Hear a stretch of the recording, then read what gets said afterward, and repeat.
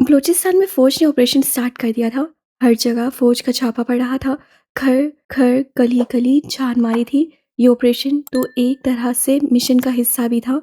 मगर चूंकि बलूचिस्तान 3,47,190 किलोमीटर रकबे पर मुश्तमिल रकबे के लिहाज से पाकिस्तान का सबसे बड़ा सूबा था, इससे यहाँ पर तरहीबी कार्रवाइयों का सिलसिला बढ़ता जा रहा था कि मौका मिले और शोले भड़का दे। इस मिशन के नतीजे में फौज को बहुत बड़ी कामयाबी मिली थी। ऐसा लग रहा था कि बलूचिस्तान को दुश्मनों से पाक कर दिया गया होगा। बहुत से अफराद पकड़े गए थे। असले की भरमार उनके हाथ लगी थी। मेजर आस की टीम का मकसद सिर्फ गाइड करना था और वो अपने काम को खुशउस्लूबी से पूरा कर रहे थे। अरे माड़ा, फौज छापे मार रही है, तुम लोग निकलो, हमारा पूरा तंजीम भी निकल रहा है। ट्रकों में लगे फंदे लोगों में से एक दाढ़ी मूछ और शलवार कमीज से मलबूस उन्हें आगाह करता ये बोला, ये बलूचिस्तान में बदअमनी फैलाने वाला एक बहुत बड़ा गिरोह उनको हैरत से देखने लगा। क्या बकवास कर रहे हो? अमदाद बलोच धारा मट्टी के प्याले से चाय छलकने लगी। आंखों में शोले जल पड़े। मर्जी तुम्हारा। हम तो तुम्हें बता रहा है कि हम लोगों के खिलाफ ऑपरेशन कर रही फौज। हम अपना असला और बारूद गोलियां लेकर निकल पड़े। तुम लोग भी चल पड़ो। तुम पकड़े गए तो हम सबको फंसाओगे। वो झुंझला कर बोला। हम तुम्हारा कैसे यकीन करें? अमदाद बलोच का पूरा ग्रोह अपनी बंदूकें थामे खड़ा हो चुका था। एक आम इंसान इस वक्त इतना असला और इतने दहशतनाक चेहरे देखकर ही कपकपा जाए, जिनके सामने फौज धड़ल्ले से जाल बिछा रही थी। माड़ा, तुमको करना है तो ठा ठा ठा गोलियों की आवाज से उसकी बात पूरी नहीं होने दी। निकलो है बाबू, ट्रक चला। वो अपना जुमला मुकम्मल करने की बजाय भागने की तैयारी करने लगा। रुको, हम भी चलेंगे। अमदाद बलोच के 14-15 अफराद ही ट्रकों में सवार हो सके थे और चंद बंदूकें और बुलेट ही रखे जा सके थे। फौजी गाड़ियां करीब आती जा रही थीं। बाकी जो रह गए थे उनके लिए जंग करने के सिवा और कोई चारा ना था। रेगिस्तानी इलाका पल भर में गोलियों की आवाज़ से गूंज उठा था। शोले भड़कने लगे थे। आग ने तेजी से बोरे की छतों को लपेट में लेना शुरू किया था। उनको इत्तला मिली थी कि कम लोग रह गए हैं, मगर यहाँ 20 अफराद से ज़्यादा थे और उनकी ताकत से भी इनकार नहीं किया जा सकता था। मेजर आस और कैप्टन हमजा भी अपनी इतमाद इंजाम देने को मैदान में कूद पड़े थे। उनके साथी मैदान में लड़ रहे थे और वो अंदर एयरपीस और लैपटॉप से जंग कंट्रोल करते। उसकी गैरत को गवारा नहीं था। जब वो दूर खड़ी जीप से नीचे उतरे तो कर्नल साकिर ने उसे देखकर नफी में सा हिलाया। सॉरी सर, जब तक और फौजी नहीं आ जाते मुझे जाना होगा। उससे आर्म गन होलिस्टर पहन रखा था। 2 9mm पिस्तौल उनमें डालकर उससे क्लैशनकोफ उठाई। वो सिविलियन ड्रेसिंग में था। वाइट शर्ट और डार्क जीन्स में उसका कसरती बदन बहुत वाजिया था। टाइगर जा चुका है, बाकी फौज कहाँ है? कर्नल साकिर शाह ने वायरलेस के जरिए रब्ता किया। सर, यहाँ 7-8 अफराद ने अटैक कर दिया है। हमारी वजह से आवाम को भी मुश्किल पड़ गई है। सर, हम पूरी जवाबी कार्रवाई कर रहे हैं। उन्होंने खवातीन और बच्चों को निशाना बना रखा है। सर। दूसरी जानिब से मेजर सज्जाद ने सूरत हाल बताई। कर्नल ने राब्ता मुनक़ता करते एम्बुलेंस सर्विस का इंतज़ाम कराया। मेजर आसिफ बाकी फौजियों के साथ जवाबी कार्रवाई में शामिल था। बहुत से मुखालिफ मारे गए थे। कुछ वर्दी वाले भी जख्मी हुए थे। चंद को गोलियां भी लगी थीं। एक मुखालिफ ने पीछे से वार किया तो मेजर आसिफ से कलाबाजी खाते गोली को पीठ में घुसने से बचा लिया, मगर उसकी गन दूर जा गिरी थी। आर्म गन होलिस्टर से दोनों पिस्तौल निकाल कर उससे मुखालिफ को संभालने का मौका नहीं दिया था। वो 9mm पिस्टल दोनों हाथों से एक साथ चला लेता था। ये जंग 15 मिनट और चली थी और फौजी भी तब तक आ चुके थे। मेजर आस को भी चंद जख्म आए थे क्योंकि वो इंसान था, किसी मूवी का किरदार नहीं। बिलाखिर 2 दिन में उनके मिशन का ये हिस्सा भी मुकम्मल हो गया था। मलिका, मैंने तुम्हें रात भर बहुत मिस किया। ऑफिस रूम में बैठे उससे वॉइस मैसेज सेंड किया। वेल फर्निश्ड ऑफिस रूम में हर सू उसे कलोन की खुशबू बिखरी थी। क्या बकवास कर रहे हो? आगे से उसका भी वॉइस मैसेज ही आया था क्योंकि वो देख नहीं सकती थी। कोई और ऐसे अल्फाज इस्तेमाल करता तो ज़बान खींच लेता उसकी। उससे फ़ौरन कॉल मिलाई थी। डरते नहीं हैं हम तुमसे, ये बात याद रखना, और ये ट्रॉफी किसी और के लिए संभाल रखो। वो अकड़ कर बोली। किसी दिन तुम मेरी जान ले लोगे। वो दिल पर हाथ रखते कुर्सी की बैग से टेक लगा चुका था।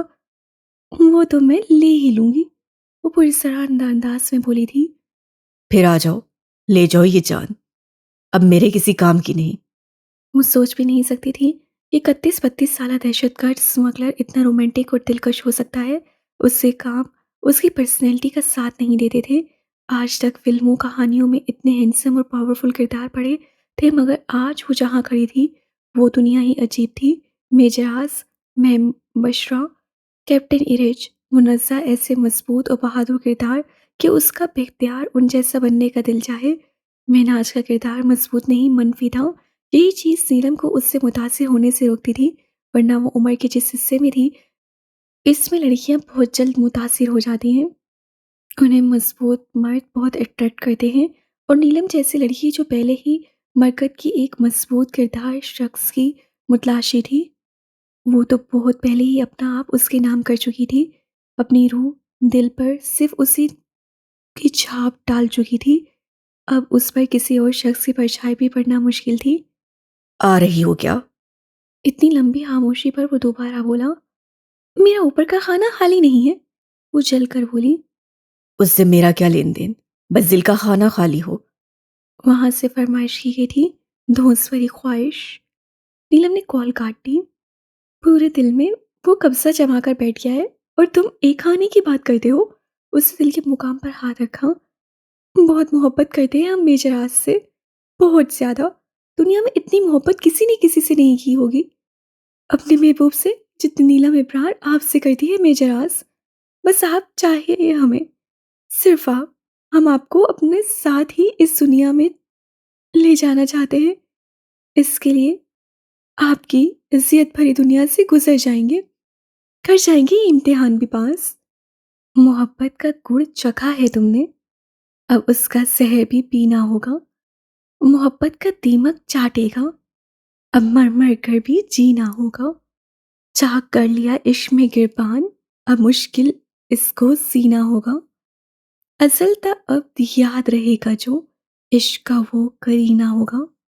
जो जख्म ऑपरेशन के दौरान उसे आए थे वो कम से कम उसके लिए बहुत मामूली थे। अगर उसकी शख्सियत का एक खुलासा एक ही लफ्ज़ में किया जाए तो वो होगा ताकत। इस बात में कोई शक नहीं था कि वो एक ताकतवर इंसान था। आर्मी की ट्रेनिंग हो या एसएसजी की, वो इंसान की फ़िज़िकल पावर और लिमिट को बढ़ा देते हैं। हर इंसान की अपनी फ़िज़िकल स्ट्रेंथ होती है, उसको वो एक हद तक बढ़ा सकता है, जिसकी ये हद पहले ही काफ़ी ज़्यादा हो। फिर हालात उसकी ये स्ट्रेंथ आजमाएँ और बाद में फ़ौज की ट्रेनिंग, तो ये लिमिट और बढ़ जाती है। ऐसे में ये बहुत मुश्किल है कि वो छोटी-छोटी तकालीफ पर दर्द महसूस करे। उसे वो दर्द अब महसूस नहीं होता था, वो बहुत ज़ख्म खा चुका था, ये तो मामूली से थे। अनस, आबिद ने क्या बयान दिया? वो आईएसआई के तफ्तीशी सेल में मौजूद था, उसका रूह आबिद के तहखाने की जानिब था। यही कह रहा है कि उसने बस मैवरिक के असले में मदद की है। उसे नहीं मालूम कि वो असला कहाँ से लाता है था और उसके पीछे मकसद क्या था। अनस ने उसके साथ-साथ चलते कहा। उसे ब्लैकमेल करना था ना, फैमिली के थ्रू। आज ने कहा। सर, बहुत किया, मुझे तो लग रहा है वो सच बोल रहा है। वो और कुछ नहीं जानता। अनस के बोलते-बोलते वो सेल तक पहुंच गए। एक पीला बल्ब कमरे की गुप अंधेरे को कम कर रहा था। आबिद। मेजर हाथ से सूजे मुंह वाले उस सांवले चेहरे को थोड़ी से पकड़कर अपनी जानिब मुड़ा। कुर्सी के एक हैंडल पर हाथ रखे वो झुककर खड़ा था। उसके चेहरे पर इतनी सख्ती थी कि मुतासरा शख्स कांपने लगा। सर, मैं सच कह रहा हूँ, खुदा को गवाह करके। उसके बाद मेजर हाथ के भारी मुक्के ने मुकम्मल ना होने दी। खुदा को गवाह करके झूठ बोलोगे? मेजर हाथ से उसके बाल अपनी मुट्ठियों में जकड़कर खींच डाले। उसकी चीखें सेल की दीवारों से टकराने लगी। लोहे का जगला अगर गर्म हो और उसमें जंगली चूहे मौजूद हों, तो वो इतने वहशी हो जाते हैं कि इंसान की खाल उधेड़ कर गोश्त को टुकर जाते हैं। उसकी आवाज़ में इतनी दहशत और सफाकी थी कि आबिद की रूह बिलबिला गई। वो अमेरिका से डायरेक्ट असला नहीं लाता था। वो उसकी ज़ुबान अब तेज़ी से चल रही थी। वो सब कुछ उगलता जा रहा था। बस मेजरास का एक ही वार बहुत था। मुकाबिल फर अपने जुर्म बता रहा था। सारी रिकॉर्डिंग रिपोर्ट की फॉर्म में तैयार करके हेड को भेज दो। सेल से बाहर निकलते मेजर आज से अनस को ऑर्डर दिया था। ये तो बहुत अच्छा हुआ, मुझे उम्मीद नहीं थी कि काम इतना जल्दी हो जाएगा। अनस खुश था। अभी तो असल काम बाकी है कि मैवरिक यहाँ क्यों आया है और उसके कस्टमर्स कौन कौन है। टाइगर को हर काम मुकम्मल चाहिए था। वो बहुत कम ही किसी बात पर खुश होता था। हम्म। उससे अनस की खुशी भी खारिज कर डाली।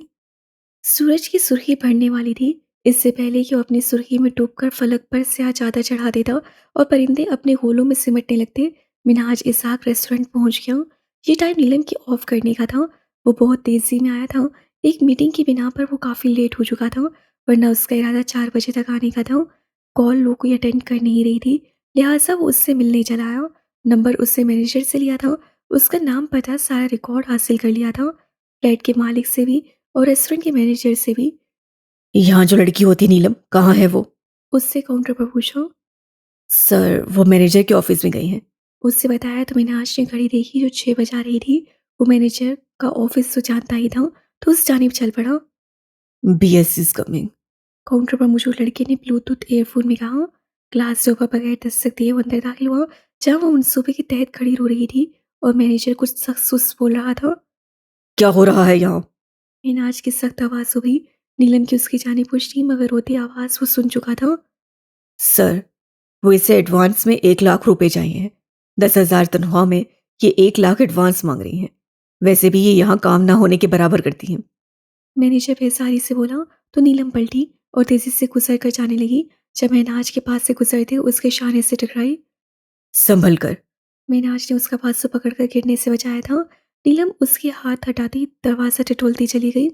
महनाज ने एक तेज उसीली नजर मैनेजर पर डाली और उसके पीछे लपका। सुनो मलिका, मलिका। वो उसे पागलों की तरह पुकार रहा था। वो जानबूझकर पिलर से टकराई। उसे पता था नतीजतन उसे बहुत जोर की लगेगी, मगर मजबूरी थी। उसके मुंह से हल्की सी चीख निकली थी। ज्यादा तो नहीं लगी? उसकी जगह अगर मेजर आस होता तो उसका पूछने का अंदाज ऐसा होता। रोक भी रहा था मगर नहीं, अंधों की तरह चली जा रही हो। लग गई ना? अब आई अकल? ये क्या सोच रहे हैं हम? मेजर आस को पिछले 4 दिन से वो बेइंतहा याद कर रही थी। अभी भी उसकी याद ने जकड़ लिया था। क्या हुआ? दिखाओ इधर। बहुत ज्यादा लग गई है। बहुत कलामी के अंदाज से बोला। फर्स्ट एड बॉक्स लेकर आओ। उससे दूर खड़े अपने गार्ड को ऊंची आवाज से हुक्म दिया तो आसपास टेबल पर मौजूद लोग भी मुतवज्जा हो गए। बैठो इधर। एक मेज की कुर्सी खींचकर उससे कंधों से थामते बढ़ाया।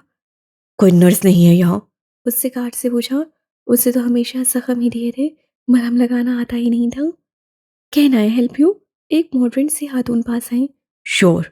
मेरा आशे बॉक्स उन्हें थमा दिया। तुम बैठो, मैं छोड़ आता हूँ। अब मजीद जिद मत करो। उससे कार तक लाया था। अब उसकी जिद पर खफा हो रहा था। नीलम मजीद जिद किए बगैर बैठ गई। कितनी बेमुरव्वत हो तुम, अंदर आने का नहीं कहोगी?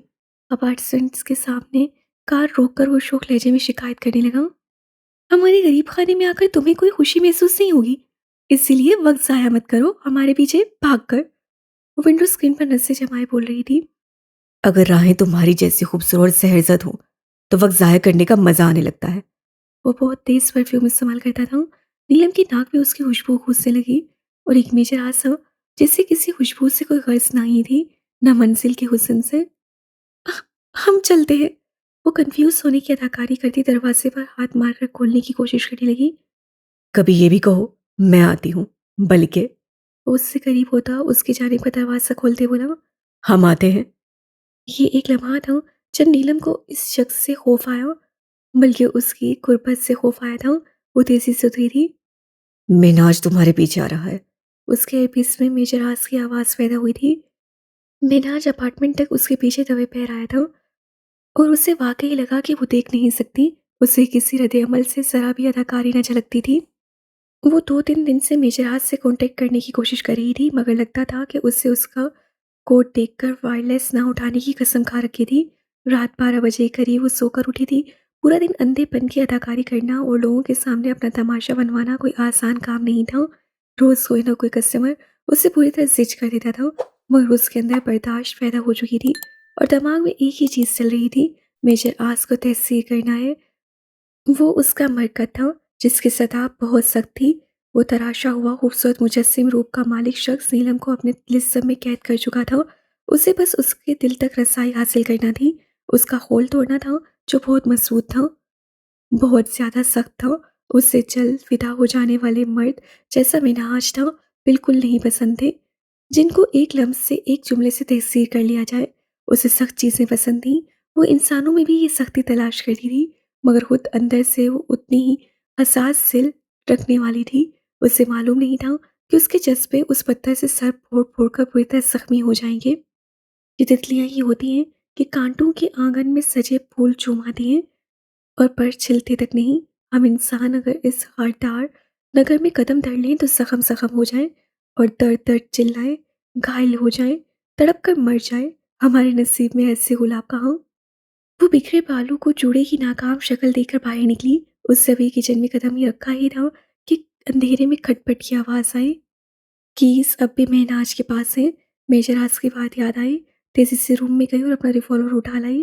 कोई किचन से निकल रहा था, उससे अपना पैर आगे रखा और आने वाले की टांग पर पीछे घुटने की नरम जगह पर एड़ी मारी। वो मुंह के बल गिरता मगर आगे बढ़े डाइनिंग टेबल की कुर्सी थाम कर खुद को गिरने से बचाया। नीलम ने उससे गर्दन पर पिस्टल रखा, इतनी जोर से कि नसों में गुस्सा हुआ महसूस हुआ। अगर हिले तो शूट कर देंगे। अंधेरे में उसकी फूली आवाज़ सुनाई दी, हिलना मत। वो हाथ लंबा करके लाइट ऑन करने लगी। तेज रोशनी ने फौरन उसकी आंखें खोल दी। मेजरास कुर्सी को थामे टेढ़ा सा खड़ा था और पिस्टल उसकी गर्दन की नाली पर खड़ा था। चेहरे पर बला की बेजारी थी। ओह, आप थे? उससे रिलैक्स होते कहा। जी, बदकिस्मती से। वो फनकारा। नीलम ने पिस्टल अब तक नीचे नहीं की थी। मेजरास ने नस से नीचे करते उसके हाथ की जानिब देखा और उसे एहसास हुआ। सॉरी, आप इस वक्त यहाँ क्यों आए हैं और वापस कब आए? हमें बताया क्यों नहीं? हमसे राब्ता भी नहीं किया। इतना याद किया हमने आपको।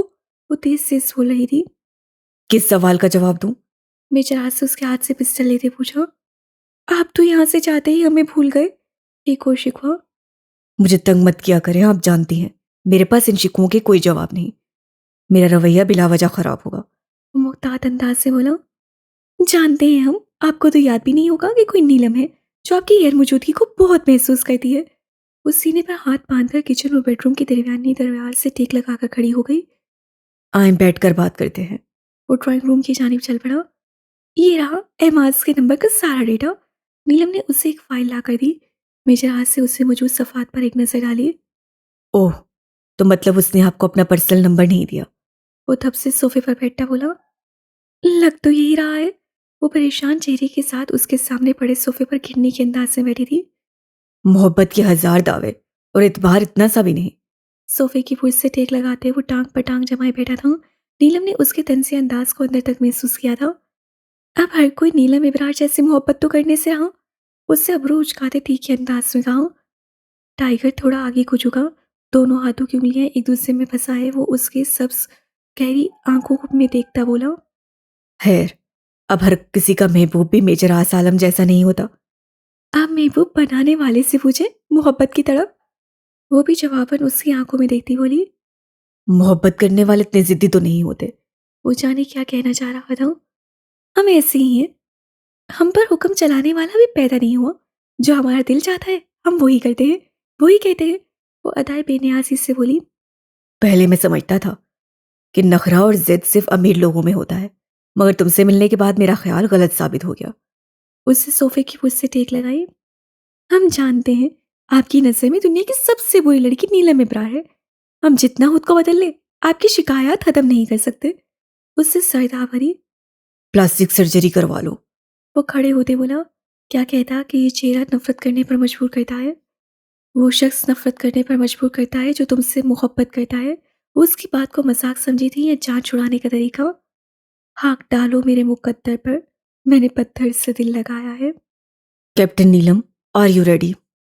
मेजर हाथ से पूछा। वो नीचे वाले अपार्टमेंट में था और नीलम के अपार्टमेंट में से उसकी काफ़ी चीज़ें नीचे शिफ्ट कर दी गई थी। उन्हें अब एक स्टेप आगे बढ़ना था। यस। वो अपना ट्रैवलिंग बैग, एक स्कूल बैग और एक हैंड बैग लिए अपार्टमेंट के बाहर खड़ी थी। मिनाज के छोड़े के मुंह पर ने फौरन पीटर को इतला की। उससे कॉल मिलाई है किसी को, आप अलर्ट रहे। मेजर राज फिर बोला। काफ़ी दिन तक उसे अकेले काम करना पड़ा था और आज उसकी आवाज़ नीलम के अंदर एक अजीब सी कुव्वत पैदा कर रही थी। तकरीबन 1 घंटे बाद वो अपनी प्रॉडो और गार्ड्स की फ़ौज के साथ शान से अपार्टमेंट के मेन रोड पर आया था। खिड़की से देखते मेजर आस के चेहरे पर नफ़रत ही नफ़रत थी। मलिका, यहाँ क्यों खड़ी हो? इस सर से ताअद्दुब ने मेजर आस के होठों पर तल्ख़ मुस्कुराहट ढूँढा दी। तुम यहाँ कैसे? नीलम ने उसकी आवाज़ से ताक़ुब में नज़रें दौड़ाते पूछा। मैंने क्या पूछा है? उसका सवाल नज़रअंदाज करके अपने बंदे छोड़ रखे हैं तुमने मेरे पीछे? पूछी ही मिनाज आगे बढ़ा, उसकी कलाई थामी और प्राडो की पिछली सीट पर फेंका। खुद भी उसके बराबर बैठे गार्ड से बोला, ये सामान लेते आओ। पीटर, गाड़ी चलाओ। उसके बराबर बैठे हुक्मिया अंदाज से खोया हुआ, कहाँ ले जा रहे हो तुम हमें? वो चिल्लाई। अपने घर। इत्मीनान से जवाब दिया, मैं तुम्हारे साथ कहीं नहीं जाऊंगी। वो चीख रही थी। उफ, कितनी पीछे है तुम्हारी। मिनाज के कानों में उंगलियां ठोंसी। वो मुसलसल आने से इनकार कर रही थी, मगर बिलागिर वो प्लाजा पहुंच ही गए थे। उसे अपने साथ घसीटते हुए अंदर ला रहा था। नीलम मुसलसल उसके बाजू पर अपने नाखून काटते कलाई छुड़वाने की अदाकारी कर रही थी। थोड़ा कम रेजिस्ट करें, वो गुस्से में भी आ सकता है।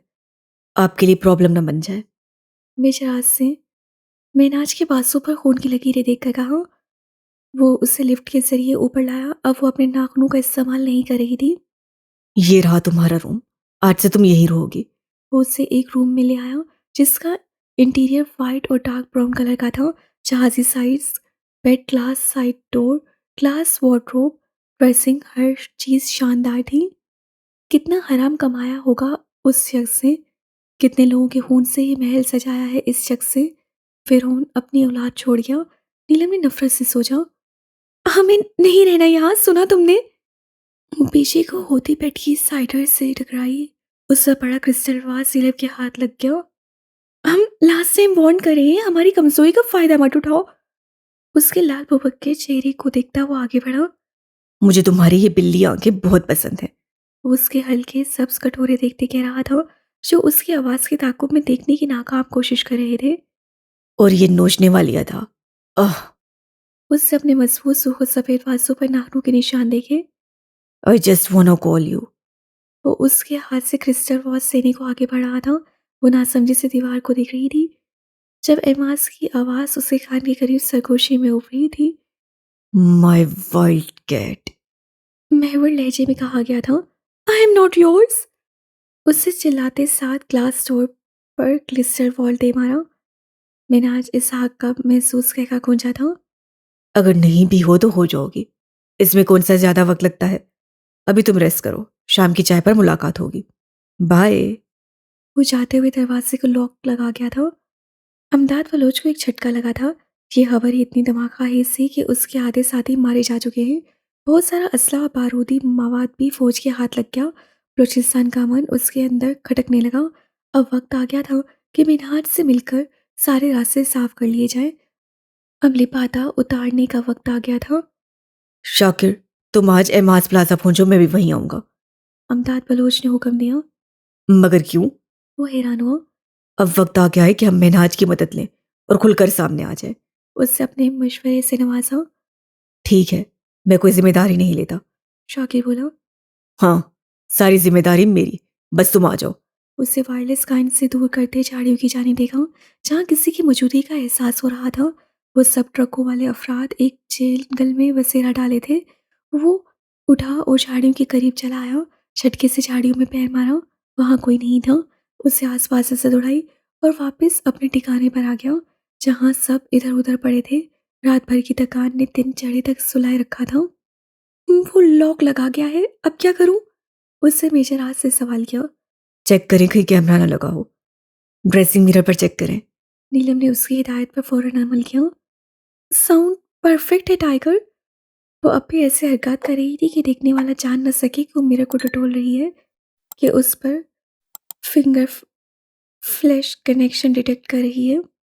उसे सेलफोन निकालकर पूरे कमरे को स्कैन किया, कहीं कोई कैमरा ना था। अब कमरे की तलाशी लें। उसके हुक्म पर नीलम ने फौरन अमल किया। कुछ भी नहीं है यहाँ तो। पूरे कमरे की चेकिंग करने के बाद बोली। चार्ट याद है आपको एमाज प्लाजा का? जी, नीलम ने जवाब दिया। इस कमरे की बैल्कोनी से झांके, लॉन नजर आता है। नीलम बैल्कनी तक गई। जी आ रहा है। टाइगर, ये यहाँ अभी आने वाली गाड़ी में। क्या हुआ? आप अलर्ट रहे। पिस्टल कहाँ है आपका? नाइफ रखी थी? सुसाइड पिल्स रखी थी? उससे जल्दी से पूछा। वो अपने अपार्टमेंट में टेंशन से चक्कर लगा रहा था। हमारी बात तो सुन ले। जब आप कैप्टन नीरज की रिपोर्ट देख रहे थे, उससे मौजूद एक दाढ़ी मूंछों वाला शख्स यहाँ आया है। एक और आदमी भी साथ है। उसका हुलिया भी बदला हुआ है। उसे तेजी से बताया। क्या अमदाद बलोच इतनी जल्दी पहुंच गया?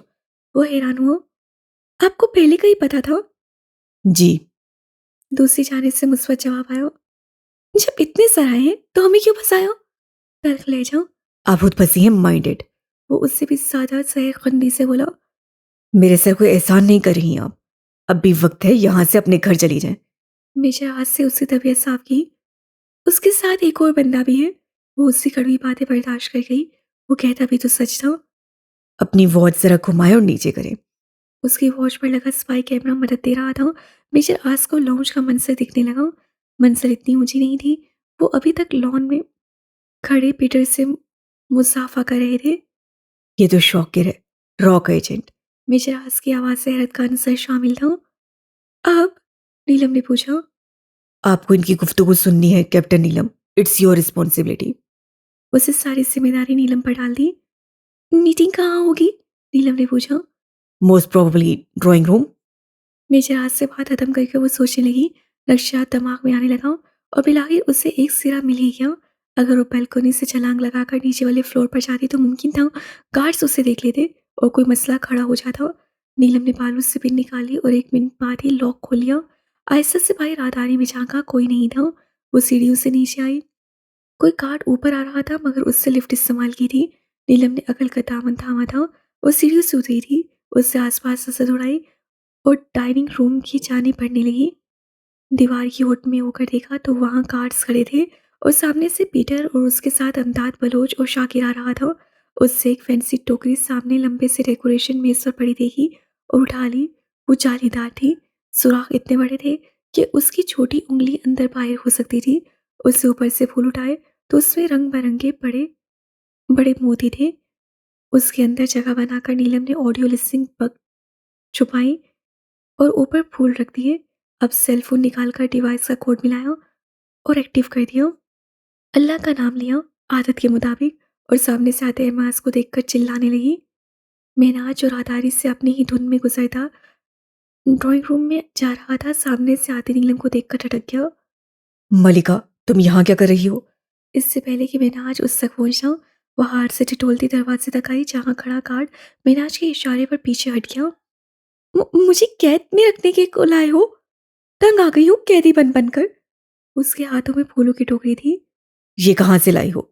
मीनाज ने उससे टोकरी लेते पूछा। ये फूल है ना, मैं इनको स्मेल कर सकती हूँ। मुझे अच्छे लगे तो मैंने उठा लिए, सॉरी। वो नरमी से बोली। तुम्हें पसंद आए तो तुम रख लो हमारी तरफ से। वो हंसी, नजर सामने रखी वो मीनाज से मुखातिब थी। मीनाज का शिद्दत से दिल चाहा कि वो उसकी आंखों में देखकर बात करे। थैंक्स। तुम्हें कमरे से नहीं निकलना चाहिए था। वो तसबसब का शिकार हुआ। उसके प्लाजा में कोई लेडी नहीं थी। अच्छा, तुम यहाँ बैठो, मैं आता हूँ। उससे नीलम को साथ वाले रूम में भेज दिया जहाँ सिर्फ सोफे पड़े थे। छोटा मगर खूबसूरत ड्राइंग रूम। ये बास्केट हम तुमसे वापस लेंगे। जब उसे एहसास हुआ कि वो कमरे से निकल रहा है तब बोली। ठीक है। मीनाज ने टोकरी को देखा और साथ वाले ड्राइंग रूम में दाखिल हो गया। बास्केट उससे मेज पर रख दी। नीलम के लिए एक बहुत बड़ी खुशी की बात थी कि हवा में छोड़ा तीर एन निशाने पर लगा था। उसे तमाम रिकॉर्डिंग सेव करना शुरू कर दी। पहला बड़ा टेक्निकल कारनामा उससे अंजाम दिया था।